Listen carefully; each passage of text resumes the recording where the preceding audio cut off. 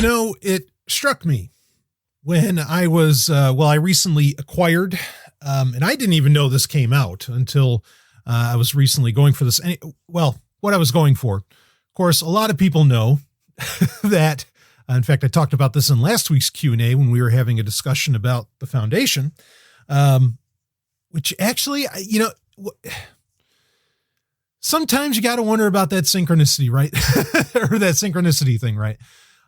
Because I found out that maybe a day or two after I recorded that Q&A, or released it even, there were stories that Elon Musk thinks that the Foundation series is the most important science fiction series you can read, which is weird. I'm pretty sure he said that about the Culture series. In fact, I even had a Sovereign Tech listener in the Telegram group comment on, it's like, I don't know. He said, I don't know about Foundation, but, definitely all about getting to the Culture, like the Culture series. And Right On, of course, by Ian M. Banks, easily the most popular anarchist books. I mean, it's science fiction and it's a long series, a good 10 books, but easily the most popular anarchist fiction probably in the world. I mean, unless you want to count like The Dispossessed or something like that, but certainly as far as like a full-on series and certainly within science fiction, I think it takes the cake. But anyway, as I mentioned last week, I regularly get books that aren't available as ebooks and I acquire them through whatever means. Some people have actually gotten me books through the Sovereign Tech wishlist, which is at wishlist.sovereigntech.com. And I get them scanned. I get them professionally scanned, OCR, the whole thing. It's really great work. And I wanted the Matrix comics, as in, the movie, The Matrix, which we're going to get Matrix 4. Was it 2021? In fact, there's going to be 2 Keanu Reeves movies coming out the same day, I guess. There's going to be, I think it's a new John Wick movie and then The Matrix 4. Actually, I guess it'd be John Wick 4 and Matrix 4, if I'm not mistaken. Whatever.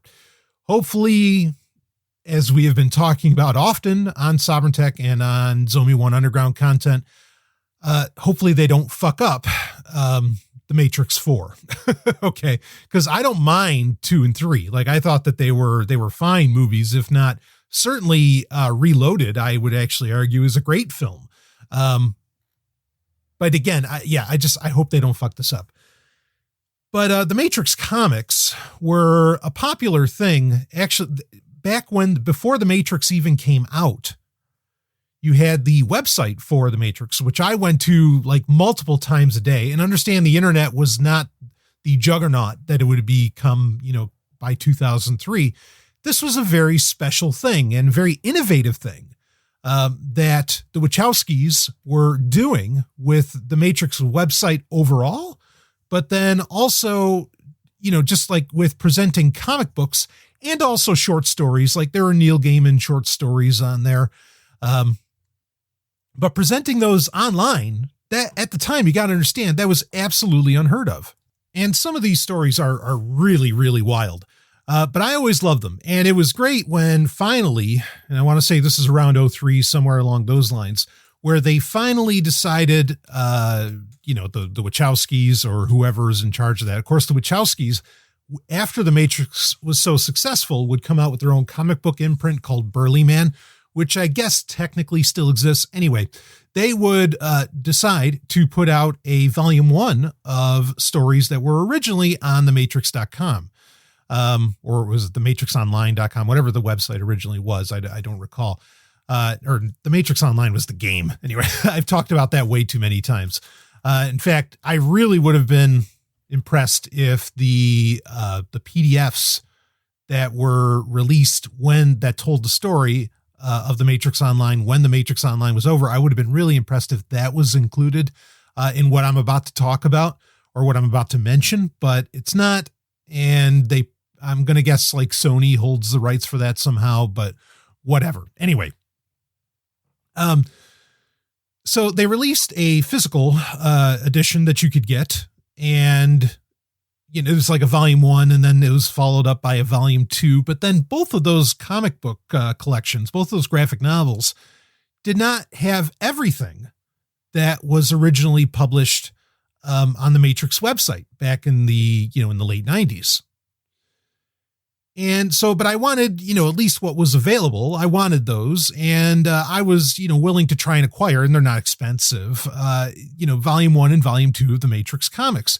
Well, when I'm looking into this, suddenly I find out that actually in November of last year, of 2019, right around the time that the Matrix 4 was announced, there was a massive 20th anniversary re-release of the Matrix comics. Now, it was, yes, it compiled what was in volume 1 and volume 2, so all of that's there, but then they also put in a bunch of other stories that were originally, like the Neil Gaiman story and so on, that were originally only on the Matrix website. And it's a beautiful collection. I have it here. I'm looking at it right in front of me on my shelf. Just stunning. Well worth the price, well worth, the asking price. And I think it runs, I don't know, around $30-$40, something like that, depending upon where you get it. And in the intro, there was something that I had just totally forgotten about. You got to understand that, and it hit me because, well, it reminded me of, recent tragic events. You got to understand that, and I've been this way for a while. I mean, I'm an open-minded guy, but like when it comes to some of my entertainment, I'm in many ways stuck in my ways. And I know that doesn't surprise anybody at all. It's rare that I'll give something a chance.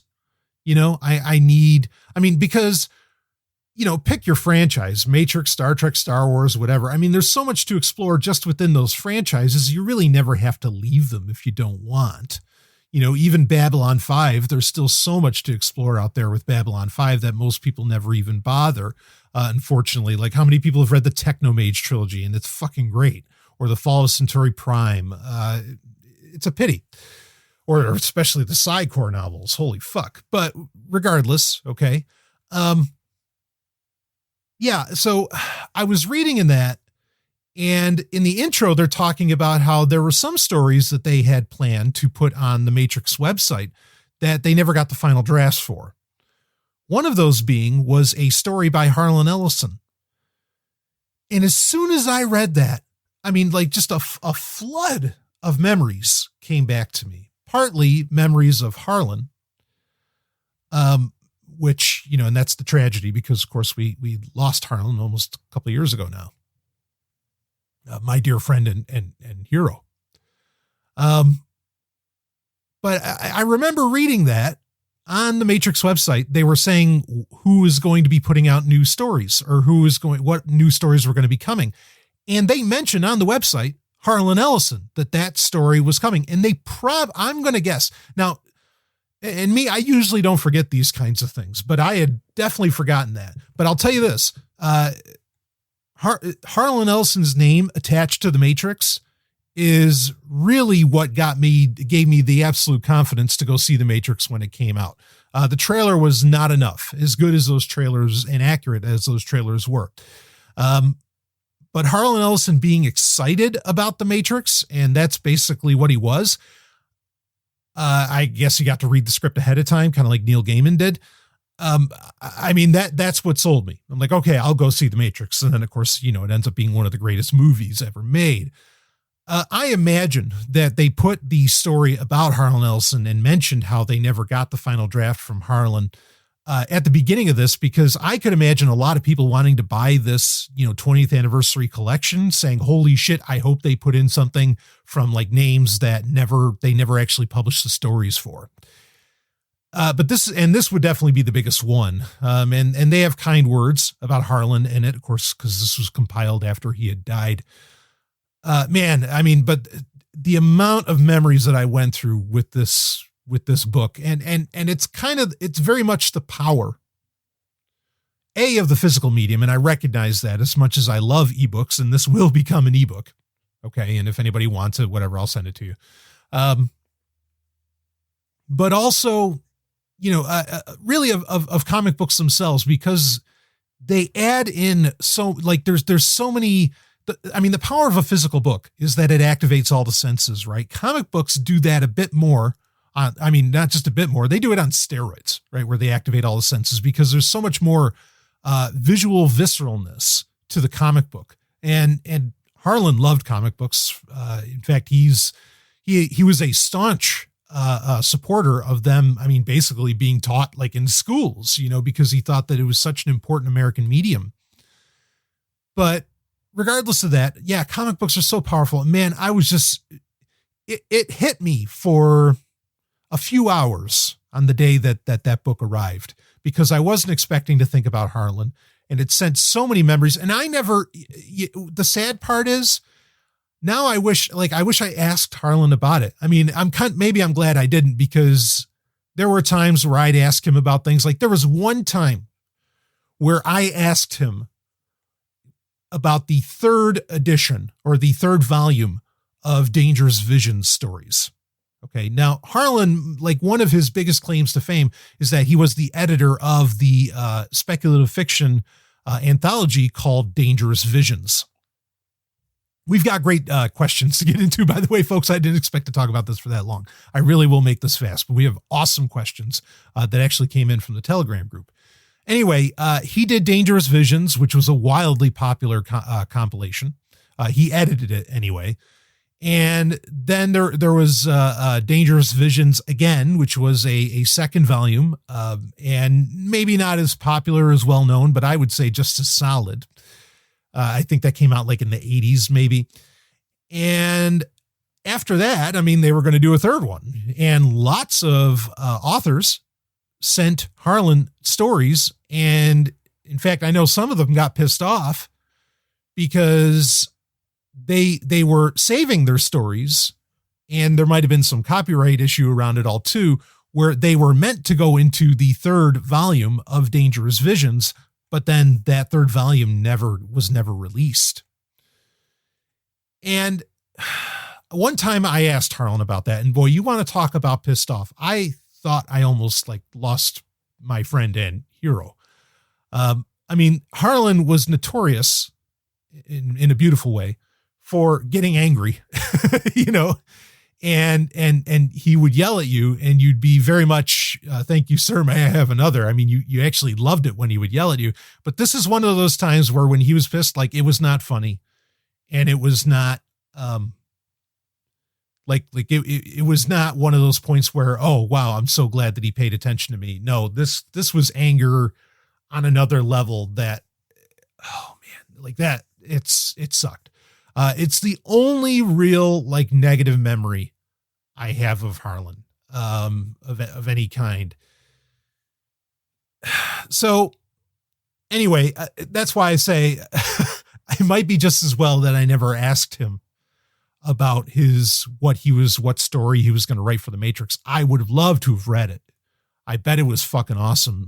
Apparently there were rough drafts, but again, and maybe I just never asked him because of how he responded to my question about the third volume of Dangerous Visions. But anyway, I mean, he and I, frankly, 10 minutes later, like everything was fine. We were having dinner and it was no big deal, but boy, do I remember that. And that was not fun. And Susan had, kind of stepped in, and it was his wife, and damn. Anyway, but this collection, the Matrix Comics collection, the 20th anniversary edition, beautiful collection, and wild shit. Like these stories, and I've talked about them before. These stories, like the one that Neil Gaiman wrote and everything, I mean, are just really, really insane. Or there's the comic book about in fact, I think this is interesting and might play into what we end up getting into in some of our questions, where there's the guy's wife who is like so empathetic.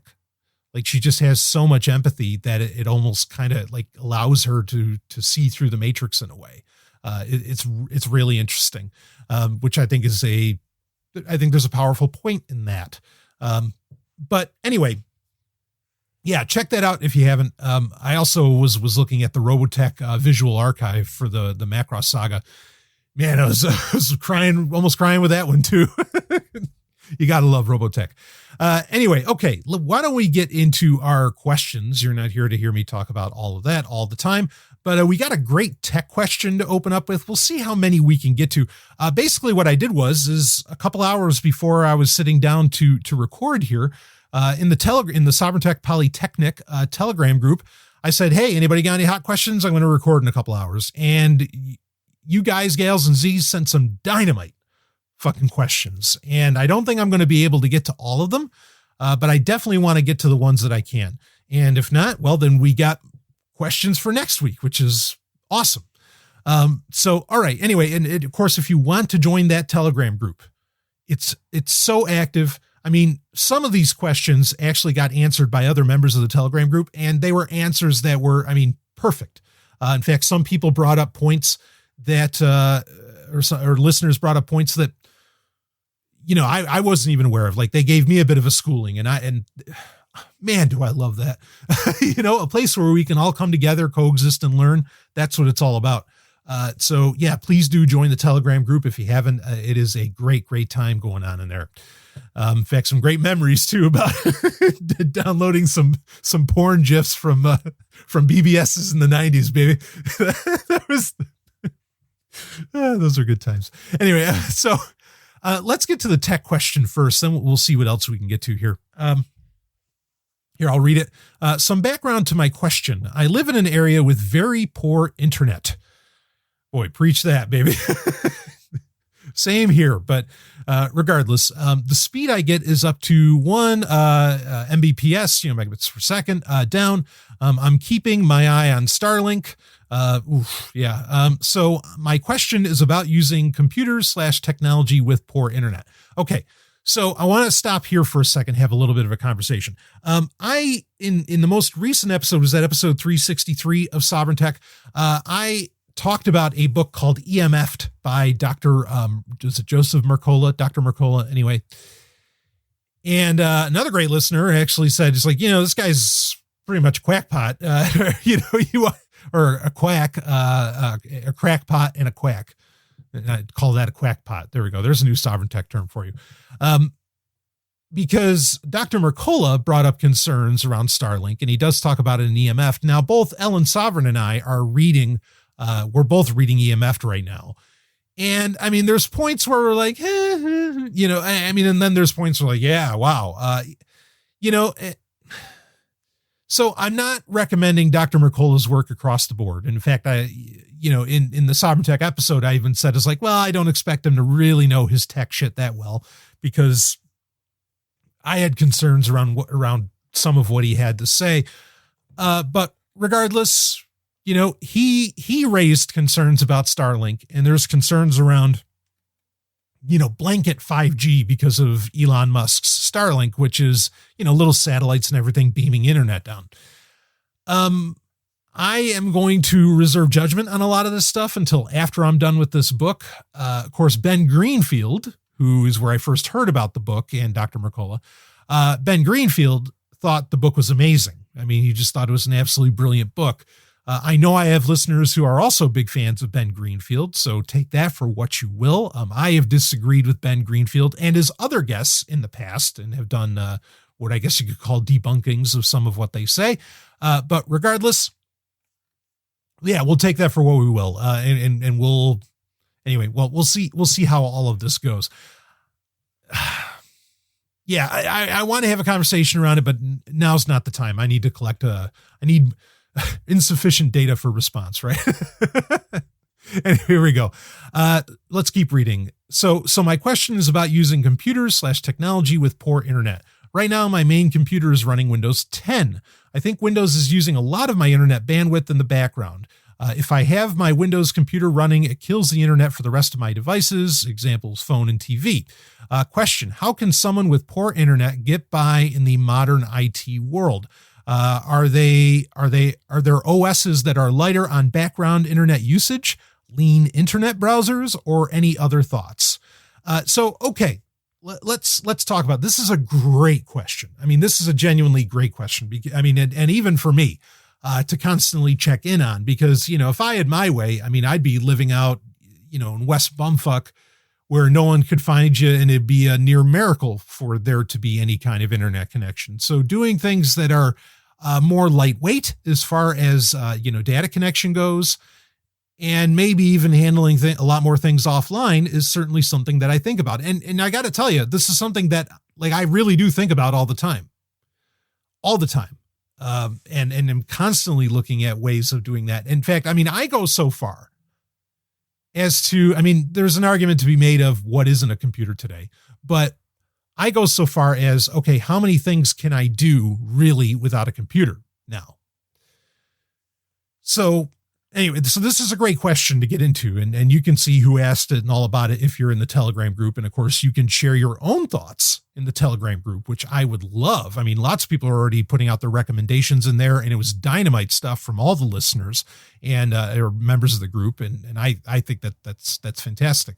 And you know, something about the Telegram group quick. I mean, again, I am making sure it is only talked about on the show.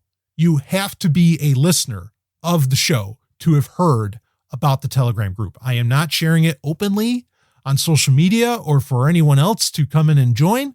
It is where, you know, like-minded individuals or open-minded individuals, which are the two that I think Sovereign Tech attracts, come together and can chat it up, you know, and it's clearly working. I mean, you should have seen the conversations around AI, around VPNs. I mean, like all these different things that are going on in there. It is already, in my opinion, a beautiful well-store of knowledge. So anyway, yeah, again, please do join that if you want to join in on this. But I'll give my answer on a lot of this, and some of it will echo what other members of the group had already said, certainly. So I guess the first point I want to get into has to do with Windows itself, because that seems to be the primary problem. And you know what? Frankly, in the modern tech world, it is the primary problem. In fact, I'm going to get into it in an upcoming Sovereign Tech. I mean, every month. So the second Tuesday of every month, we get a major update to Windows 7. Or not a major, but we get a, you know, the cumulative update, I should say. And every month now, there is some kind of major flaw affecting usually millions of devices. Okay. You know, Windows 10 devices. And it's getting to the point, and now we have, it's not, you know, there was the point where it wasn't 1910, might have been 1903. There was the major Windows 10 update that people were reporting, hey, my fucking documents disappeared, you know, on my computer. What's going on? And they seem to be like, you know, it was a small amount of cases. It was debatable whether or not it really happened or if there wasn't something. Eventually you found out, yes, it was happening, but there was this very simple fix. It had to do with like something being labeled C drive or D drive, if I remember correctly. We talked about it on Sovereign Tech when it happened. But now it's happening again. And this is just from a cumulative update, not one of the major OS updates. And yeah, people are losing their data, and Microsoft has admitted that it's happening. Like there is no debate going on around it. It is happening. You have people who are trying to get on the phone with Microsoft customer service for 4 hours at a shot, trying to find out what the fuck happened to my data, etc. I mean, it's crazy. In fact, there was a recent conversation around this on my favorite podcast, which is Security Now with Steve Gibson and Leo Laporte. And they both came to the conclusion that I have been saying, well, for a long time, but certainly throughout 2019, and we've been reiterating it in 2020. And Leo Laporte basically came right out and said, after, you know, the evidence was presented that data loss occurred because of an operating system update and the way Microsoft is handling all this. Leo Laporte said, he says that's completely inexcusable. Get off of Windows. Like, you know, you're done. As soon as there's data loss like that at the OS level, sorry, I can't be your customer anymore. And he's totally right. And the point that he made, and I will second it, and I've basically been saying it already anyway, but I'll second it here, is that there is no place for Windows in the home. Like it's not something for the home. And I completely agree with him. And I think that this is a point that, and there's a part of this that I'm sure people would bristle at, and I understand why you would, though I think I've made a strong case for why you would want to use these things. But now he's not saying that his conclusion isn't that, well, everybody should just stop using Windows, even though we could certainly go that far and I wouldn't mind either. And I think it's already happening anyway. Like even at the government level, a lot of governments with their Windows 7 licenses coming up and support coming up, or ending, I should say, they are switching over to Linux now, even though it's going to be a slow rollout. That's what they're doing, and good. But I mean, fuck government, but you know what I mean. I mean, if they're going to handle your data, they might as well be using the right OS to do it, right? But anyway, he's basically saying, yeah, like, okay, fine. Windows is in the enterprise space. It's used by professionals for whatever reasons, etc., and it can stay there. It does not need to be, the home operating system, right? Now, when it comes to gaming, of course, I think that needs to be taken under consideration. But here's the thing, is that I would argue that the only real way, and look, the data loss happened to people who even clearly know what they're doing. They're not noobs. They're not tech savvy, right? They're very tech savvy. They're probably very knowledgeable about Windows. Basically, I would argue that Windows should be, and this is going to be my statement on it. And the listener, I mean, you're listening to me, so I know you're tech savvy. So, but I'm saying this kind of for everybody, and just to make a blanket statement about the matter, and I'll probably reiterate it on a Sovereign Tech Proper here soon. But anyway, but Windows really should just be for, yep, fine, it's in the enterprise space, it's there. For professionals, creative professionals, whatever, that have that software that they've been using for 20 years to, I don't know, write their books or do whatever. Okay. And for gamers, PC gamers are in and of the people that are hardcore PC gamers. And that's why they're on Windows, because that game only exists on Windows or whatever. You're basically professionals as well. So Windows should be considered a professional operating system. I mean, there's an irony in that we've had Windows whatever version professional, with the name, with the nomenclature professional, for decades now. And really that's the way it needs to stay. I mean, like that and that's really what it is with Windows 10. I mean, they more or less dropped the professional nomenclature, I think, or tagline. But we should almost call it Windows 10 Professional, because it should just be for professionals going forward. People that are regularly making backups of their data, people who know very, very well what they're doing, and so on. It is not it's so funny, because it used to be seen as, the operating system for everybody. That just has not become true anymore. And I mean, and in some ways in a positive direction as well, right?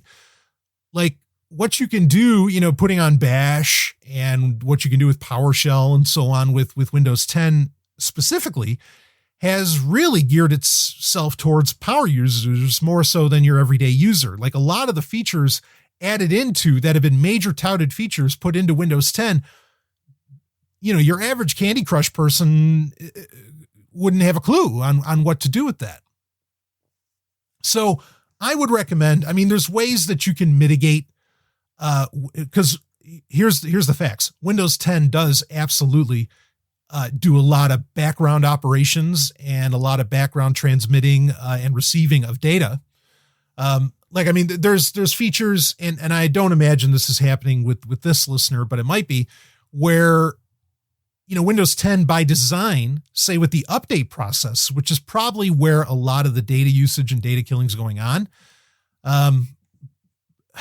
You have with the update process, where if you download the update and there's other computers nearby that also need that update, they will just pull the update from your computer and not from Windows servers. Now, you can turn that feature off, but I think that's on by default unless they've changed the nature of that.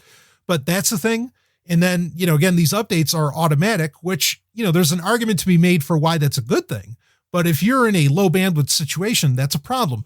There are settings for metering data on Windows 10. That's usually meant more for when you're connected to, LTE, a cellular connection that has limited data or something like that.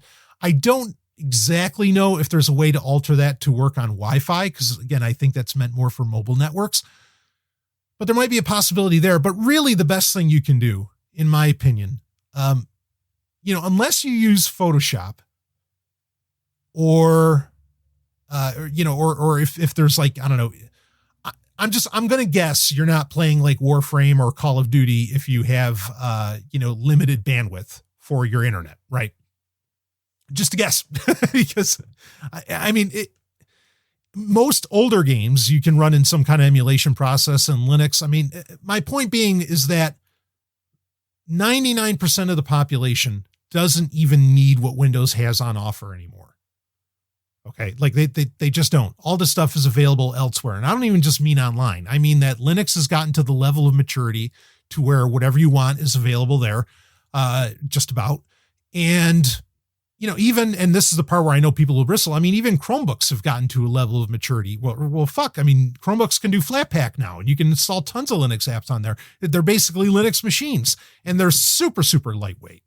And the OS updates are super, super lightweight on that. Now, I'm not necessarily saying go and get a Chromebook, but let's be honest, and this isn't a new statement for Sovereign Tech, Chromebooks are frankly more than, I mean, they're not just good enough. They are perfect for most people that, you know, want to engage the internet, you know, or use a computer. They've especially now, they've got more than enough stuff there. Now, if you're a creative, that's different. Okay. But even then there's a lot that you can rock with that. So, but what you do want to do is get a Linux machine.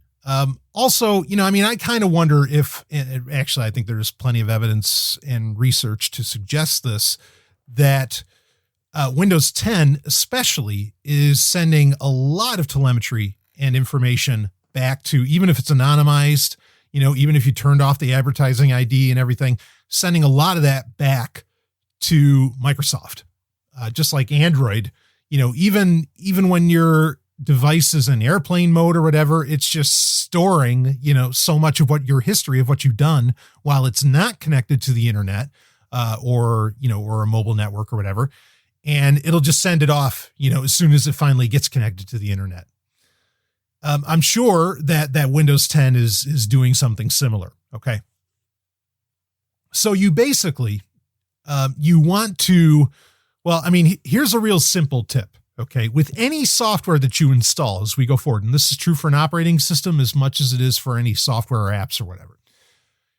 If it says, you know, please help us with our customer experience by letting us send, even if it says anonymized data back to, you know, Mozilla or whatever, or Canonical, tell them, just uncheck that box. Okay. So we're going to make this, we want this to be as lean and mean as possible. And that is step one, because this will begin right from the moment that you start installing a new operating system, because that's what I recommend. Okay. But let's make this point abundantly clear. Windows should no longer be in the home, you know, unless like me, I mean, well, I use Windows as little as possible, but you know, like I do have, it does come with, it's part of my work, right? So as long as it's not part of your work, you know, Windows does not belong in the home. Bottom line. I mean, that's, and just end of story on that. It sucks because I know a lot of people that actually, I mean, unless, you know, if you have like a very simple media PC and, you know, and you're using it for, I don't know, as a Kodi box or to play, or using like Cyberlink to play Blu-rays, because Linux doesn't really play Blu-rays. I know there's ways you can kind of trick it, but I mean, getting Blu-rays working on a computer are a pain enough in the ass in the first place. And actually, we're going to talk about Blu-rays a little more in a second, within this conversation. But regardless, you know, Windows, this is just take Leo Laporte's quote, take this home. Windows does not belong in the home. Bottom line, like that's it. So, and I'm going to be reiterating that on Sovereign Tech from now on, really. Again, not that that's new. I've basically been saying that anyway. So with that said, let's talk about operating systems. In the Telegram group, people recommended more or less the two that I would recommend. I mean, there are lighter weight versions of Linux out there, like Intel's version of Linux. Clear Linux is probably the fastest operating system on the planet right now. I mean, more general operating system, I should say, more or less out there. But I wouldn't necessarily recommend using that. That's not a matter of being lightweight on your internet connection. That's being lightweight on your machine. And you just, that's not necessary. That much speed is not that necessary. So it really comes down to, again, I'll second much of what the group said. It comes down to Linux Mint, right? Which we've talked about many times, which is also the most popular Linux distro in the world. And that's for good reason.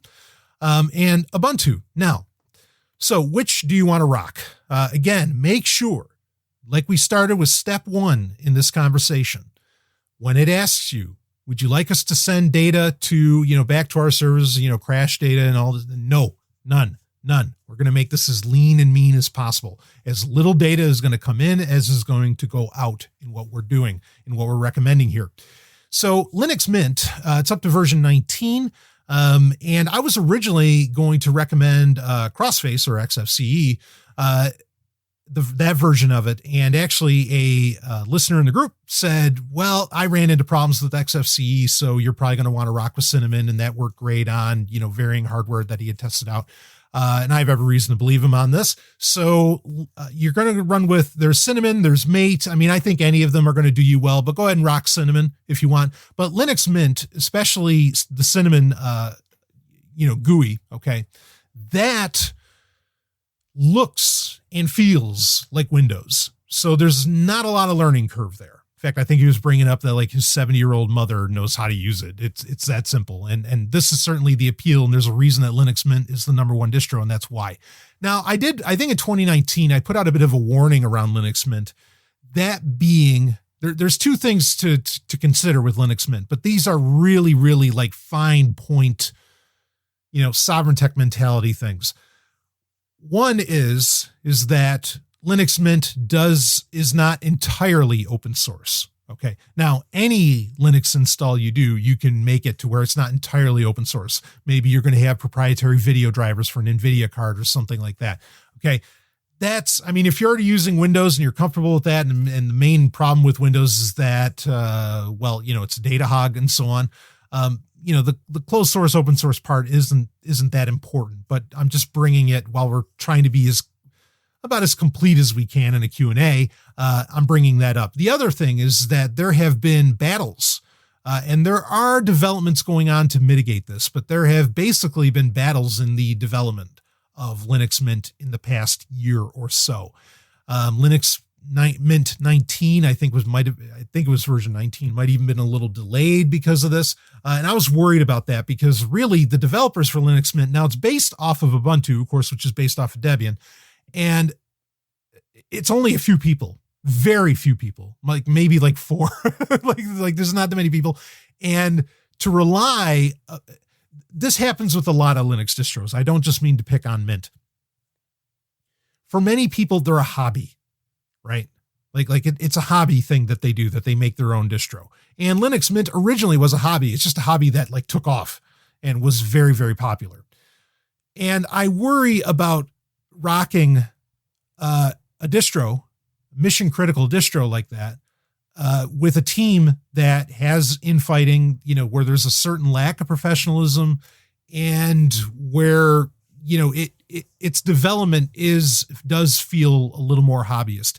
As popular and as many deals, there's like Linux Mint boxes that you can buy, from varying hardware companies, as great as all that is, at the end of the day, I still worry about that. And those two things are part of either come up or are the reasons that I generally don't use Linux Mint.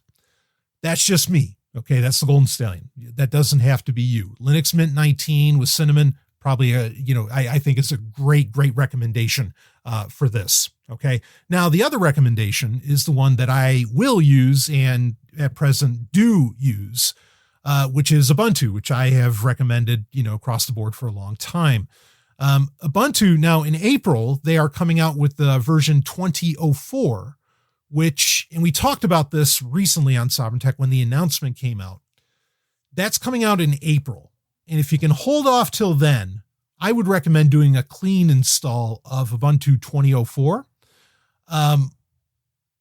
Partly because, and other people brought this up in the group as well, it's a LTS version, which means long-term support. So you're going to get 5 years of support for this operating system. And you're going to get, the security updates, the code's going to be leaner. It's not going to be major revisions because Ubuntu updates every 6 months. Okay. kind of like how Windows 10 has a major update every 6 months as well. Ubuntu runs on that cycle as well, but from an LTS version of Ubuntu, which they only come out such and so many years, like every 4 years or so. Is that right? Something like that. Anyway, those, you can just keep running those and they keep getting security updates. Now the beauty, and this is part of why I've actually been really hard on telling people to just dump Windows. I mean, I've been hard on Sovereign Tech, on Twitter about it, telling people just stop using Windows. Now is the time to get away from it. Part of that reason is because Ubuntu 2004, which is coming out in April of 2020, is not just a LTS version, it's actually an extended LTS release, which means that it gets support for 10 years, not just 5. So for 10 years, the next 10 years on that computer that you install this on, you are going to get these nice, clean coded, probably light on your data connection, security updates going onto your computer. So you're secure, but it's also very lightweight. And you can configure Ubuntu in such a way that it does end up running pretty lightweight, even though since they switched back to GNOME, I feel like, it runs pretty clean anyway. But there's different versions of Ubuntu that you can run. You can run, LXDE, XFCE, like I said, that are particularly lightweight, but I would just go with the stock Ubuntu. And I think you'll do all right. If your computer can run Windows 10, it's going to be able to run stock Ubuntu. There's just no question about that. And Ubuntu is great because usually everything just works right out of the box that you throw at it. Linux Mint would be the same way. In fact, Linux Mint is even more compatible with a lot of stuff because it allows for that closed source code right from the get-go, even though you can choose that when installing Ubuntu as well. But yeah, either of those, I think you're going to do all right. If you're not wanting like any kind of real learning curve, I'm not sure if you've used Linux before or not. So, it's worthwhile to ask. I'm sure you have and probably messed with it and went back to Windows. But yeah, to have that Windows experience, Linux Mint is a great option, and I really don't have any qualms recommending it. There's reasons I don't use it, but that's fine. Like, go for it. But Ubuntu 2004, if you can hold off for that, I think that's your best bet, especially because of that extended long-term support. And have fun getting to, relearn an OS if you're not super familiar with it. I really think it's really slick. So that's what I would do. Now, the next part to that, most of the software that you can install onto Linux or onto Ubuntu specifically is pretty lightweight in itself and does not require you to, because where you run into a lot of data going back and forth from your computer that is probably hogging your data connection is like you log into them. And so there's like cloud syncing going on with a lot of this software. Most Linux software doesn't have that option, and if it does, like you have to be really, really forceful about using it, about wanting to connect to that. So that's not so much of a concern, but I think we got to talk about web browser. Okay. And I know you specifically asked that. So Firefox is what will automatically come with Ubuntu as well as Linux Mint, if I'm not mistaken on that one. Certainly with Ubuntu. Firefox is a resource hog. You can go into it and, really turn off a lot of telemetry and everything else and have it run a lot leaner if you want, because it is so configurable. But I'm going to give you a couple other options to go with beyond that. Brave browser, admittedly, which is one that has come up a few times lately, and we've talked about since it was initially, developed and a gleam in the eye of everybody behind it. Brave browser is certainly a very lightweight, very fast browser with a lot of advanced, features in it that I think could become more important in the future. It's playing very nicely with cryptocurrencies already. It is something that you can also install on your phone. It's available basically on every platform you can imagine. So Brave browser is something to think about. That's one that is fairly popular, especially in, the kind of communities that Sovereign Tech would run in. I don't use it personally, or I don't use it as my primary, I should say, but I recognize that it is a very lightweight browser and worth looking at.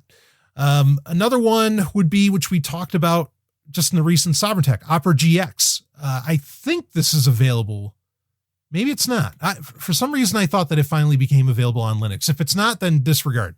But Opera GX is great because you can control not so much the data going in and out, even though Opera has an option for stock. Opera has this as well, so you might want to consider that. But Opera GX has it too, where you can set it to like low bandwidth.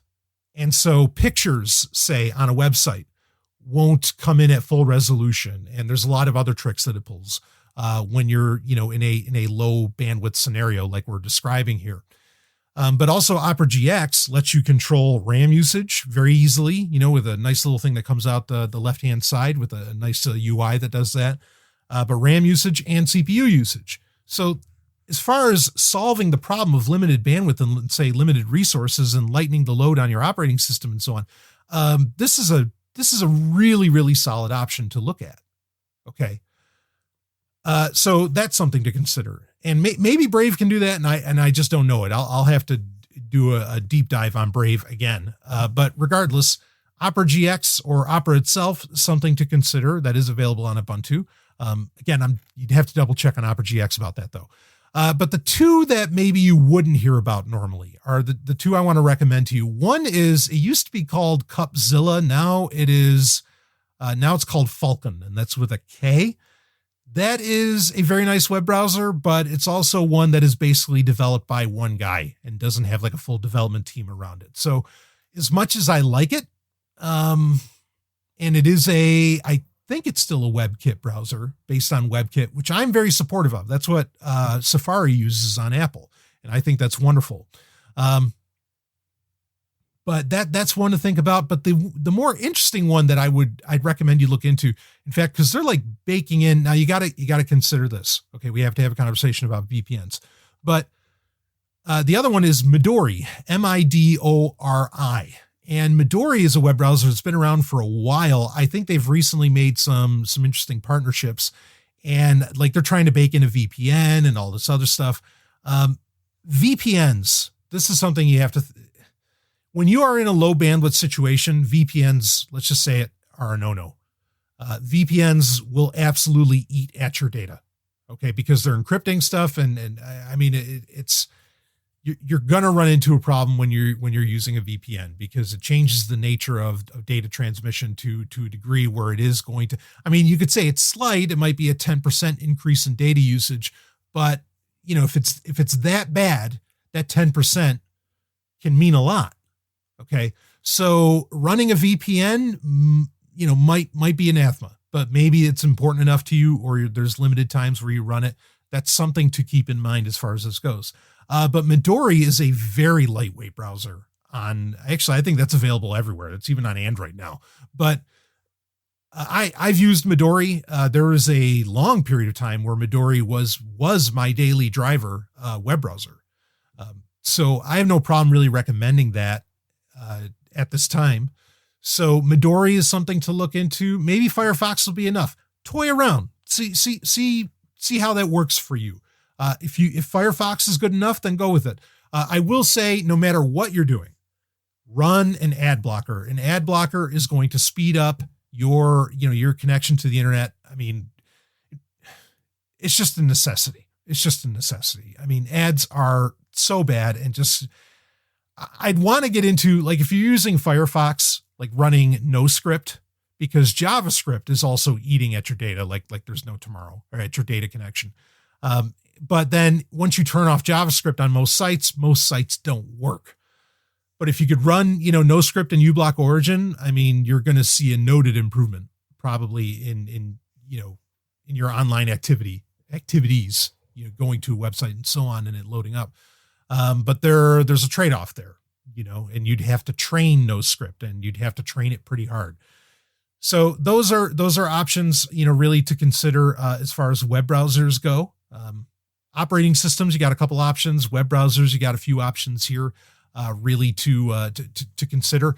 So, but let's get into some other points on this. And I guess this is going in a direction that you could call perhaps more physical and practical.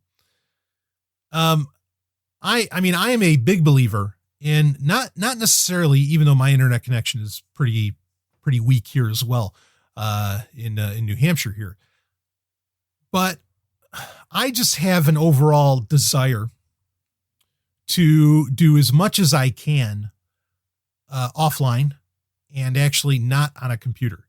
Okay. And, you know, I don't think this is a surprise to anybody. I consume a lot of entertainment. Okay. And I have in recent years really gotten back into Blu-rays, yeah, and so on.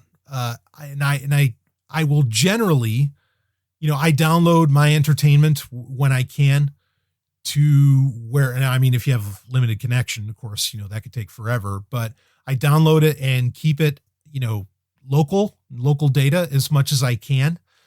I mean, I'm a really big stickler on this. And if I were in a place where, you know, my data connection was that bad, I would, or not that, I'm not saying yours is like bad, but if it was really limited and low, whatever. Okay.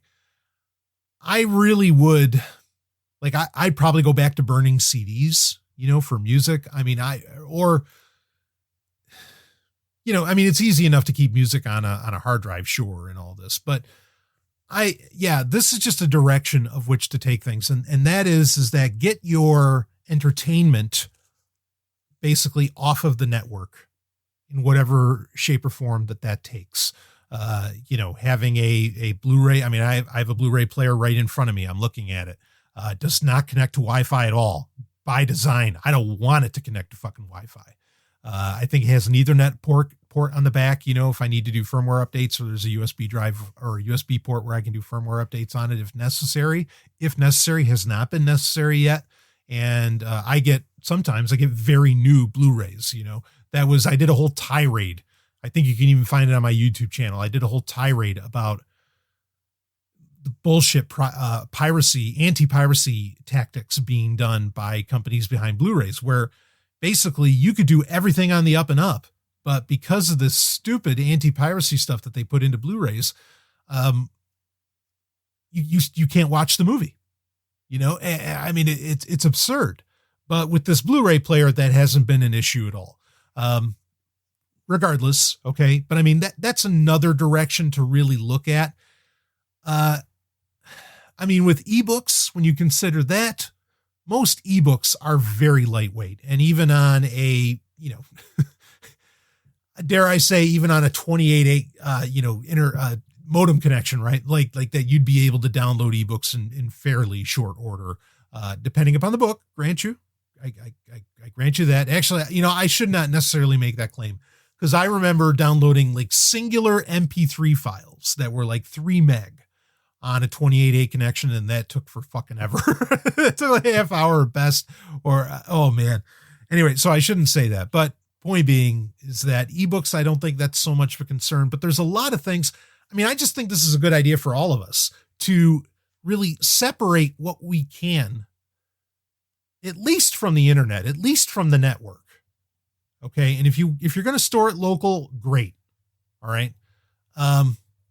But that's just, you know, that's an opinion of mine that you can run with. As far as the network overall, I mean, and I know some people in the group recommended this too, setting up a Pi-hole, which that's P-I-H-O-L-E. You can look that up. Setting up a Pi-hole that blocks a lot of the nasty traffic that really ad blockers and no script would be doing for you, client side. I think it's a great idea. Definitely look into that. If I remember, I'll put in a link for where you can check that out. That is a great thing to have set up on your home network. I'm a huge fan, huge supporter of that. So that's something to set up as well, because that basically cuts off so much of the traffic that you don't have a whole lot of control over normally, stock, you know, that your home network is encountering in and out. So Pi-hole is a great option as well. And that also solves the problem around the ad blocker and so on. I just think that's a top-notch thing to do. So that's something else to look into as well. Um, Outside of that, some of the abstracts and some of the more specific things, I mean, that's basically what I've got. I mean, I'll tell you, like, I'm almost to the point where I just want to even like shoe Wi-Fi and just, I mean, hell, I even have an Ethernet adapter for my Nintendo Switch. I mean, anyway, that's a bigger conversation that I want to get into at another time. So we're coming up on the hour, but I think, yeah, I really want to get in another question because I got so many great questions here, including one. We won't get into it here, but I want to get into it next week about the ethics of keeping pets. Big conversation to have around that. Especially considering what we've been discussing lately on Sovereign Tech, which I'm glad so many have enjoyed, about potentially, the internet being a living thing, mycelia being a living thing, or I mean, of course, mycelia is a living thing, but them being more sapient, shall we say, organisms. Certainly interesting conversations to start and have, and I'm glad others have enjoyed it. But no, you know what? This is one, man, I got to do the respect to this one. It's a question about stoicism, and my concerns around it, and I really want to do take the time on that. And so instead of going another hour, why don't we go ahead? Let's wrap this one up here. But of course, we got to end off with an album of the week. And speaking of great albums of the week, I don't know how. Okay, I've known about this band, and I've always thought that, yeah, they're pretty good, right? And I'm more familiar with their older stuff than anything that they've done, because this is a band that's like, it's sort of always been together. You have your main top two guys. You have Robbie Atkinson or whatever, or Atkins. And anyway, a band that I always appreciated. In fact, Robbie did work with Nordic Union. He was one of the two guys that Frontiers put together to make Nordic Union. And I think both of those albums were absolute dynamite. So I cannot explain to you why this band didn't click with me previously. But, if I had heard the album of the week that I have for this week, if I had heard this in 2016, and I guess I just didn't pay attention. If I had listened to it then, I mean, it easily would have taken album of the year. I think in 2016, I might have given album of the year to like 6 a.m. This blows away anything that Nikki Sixx has ever done in his life. And I love Nikki. The band is Pretty Maids, as in pretty and MIDS. And they use that phrasing like, it's guys, it's all guys. But they use that, I mean, they're kind of clever with the name, where like when they do a live album, it'll be made in Japan, but instead of MADE, it'll be MAID, right? It's a clever name that they use in clever ways. Now, I mean, I can get into whether or not I think it's a great band name or not, but that doesn't really matter.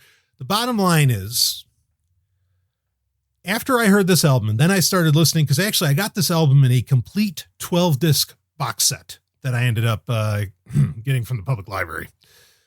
And it's actually it's not even like available really anymore. Like you can't even really get your hands on it. So I don't feel bad about it anyway, but I sure as hell wouldn't feel bad about it then.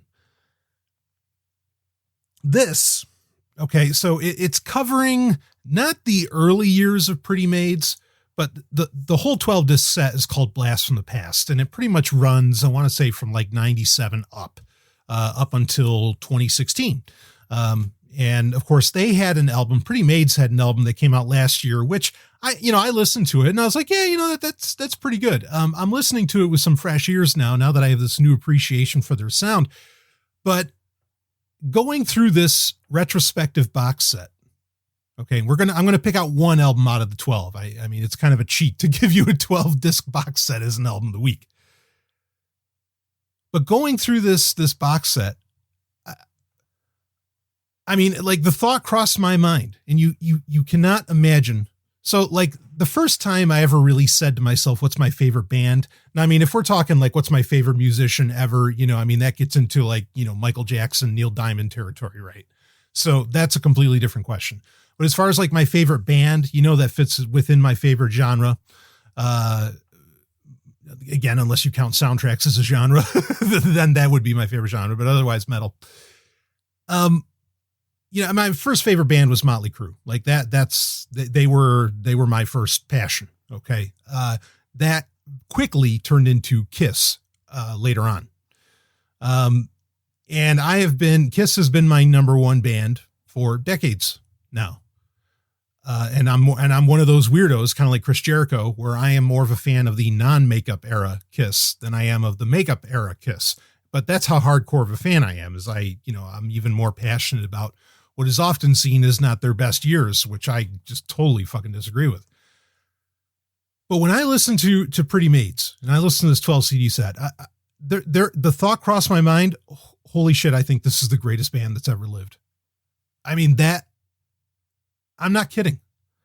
And somehow, now, I mean, there's bands that do this where even, 20, 30 years later, they're still coming out with their best work, right? Like Dragon Force is still coming out with their best work. Judas Priest is still arguably coming out with some of their best work. Same with Iron Maiden. I mean, you can pick a lot of bands where this is a thing, but to somehow Pretty Maids is like that much better than from the old days. Okay. Like when you go back, I don't know, because they've been around since 1981. First album came out in 84. Was what was that? Red Hot and Heavy, right? You listen to Red Hot and Heavy. I mean, it's good. The vocals sound a bit different, and you listen to Future World. Actually, Future World is an awesome album. You listen to Sin Decade and so on. I mean, they're good. They're very good, actually. But then, how a band gets exponentially better. It's one thing to top like your best albums that you've done, 20 years ago, but to get literally exponentially better is a mind-blowing concept to me. This also happened with Tigers of Pantang, which I think I talked about them and their latest album, where it's like, whoa, where did that sound come from? Because it sounds fucking great. I mean, again, this does happen. Rick Springfield. I think Rick Springfield's best album is Shock, Denial, Anger, and Acceptance. That's a good 20, 30 years into his career. And it is a dramatically different sounding album than anything he had done before, even though his previous stuff was top notch.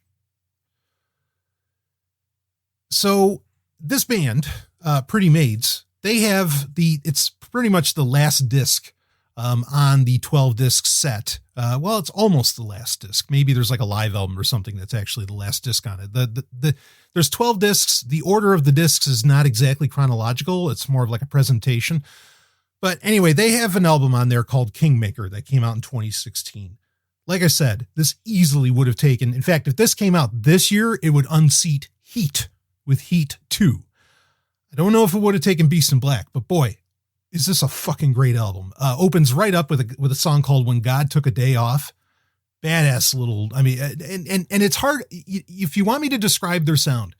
Now, there's a point where they have more of a classic rock sound in their earlier work, but as they've grown, and certainly within the aughts, like the late 90s into the aughts, the best way I can think to describe them, I was talking to Ellen about this. I said the best way I can think to describe them is that if Fear Factory, and if you know who Fear Factory is, I mean, man, that drummer's like a robot.